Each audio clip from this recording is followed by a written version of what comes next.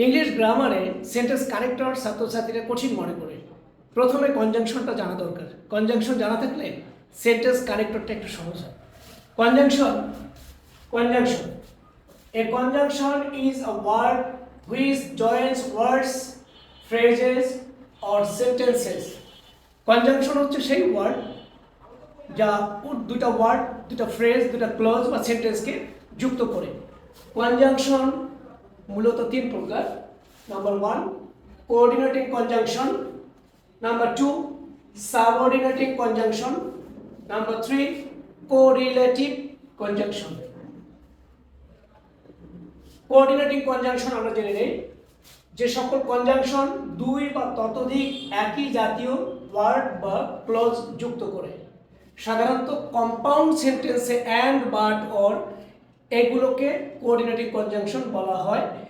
এরপরে দেখো and, but, or ইত্যাদি এগুলোকে কোঅর্ডিনেটিং কনজাংশন বলা হয়, কারণ অ্যান্ড, বাট, অর এবং এগুলোর সিনোনিম দুটো একই জাতীয় ওয়ার্ড, ফ্রেজ বা ক্লজ যুক্ত করে। Example, we go to college and learn English, compound sentence.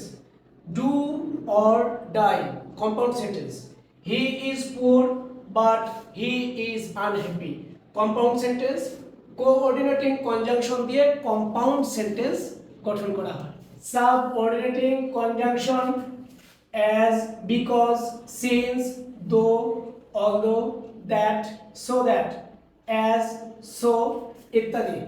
এই সাবঅর্ডিনেট কনজাংশন বা সাবঅর্ডিনেটিং কনজাংশন এগুলো দিয়ে কমপ্লেক্স সেন্টেন্স হয়। আমরা যেমন কম্পাউন্ড সেন্টেন্সে অ্যান্ড, বাট, অর শিখেছি, এগুলো দিয়ে কমপ্লেক্স সেন্টেন্স মনে রাখবো এবং এগুলো হলো সেন্টেন্স কানেক্টর। সাবঅর্ডিনেটিং কনজাংশন এগুলো দিয়ে যুক্ত ক্লজকে বলা হবে সাবঅর্ডিনেট ক্লজ। কম্পাউন্ড সেন্টেন্সে অ্যান্ড, বাট, অর দুইটা ক্লজ হচ্ছে প্রিন্সিপাল ক্লজ, স্বাধীন ক্লজ, ইন্ডিপেন্ডেন্ট ক্লজ। আর সাবঅর্ডিনেটিং কনজাংশন দিয়ে যে দুটো ক্লজ থাকবে, একটা প্রিন্সিপাল ক্লজ, একটা সাবঅর্ডিনেট ক্লজ। এগুলোর পরে যে ক্লজটা থাকবে সেটা হলো সাবঅর্ডিনেট।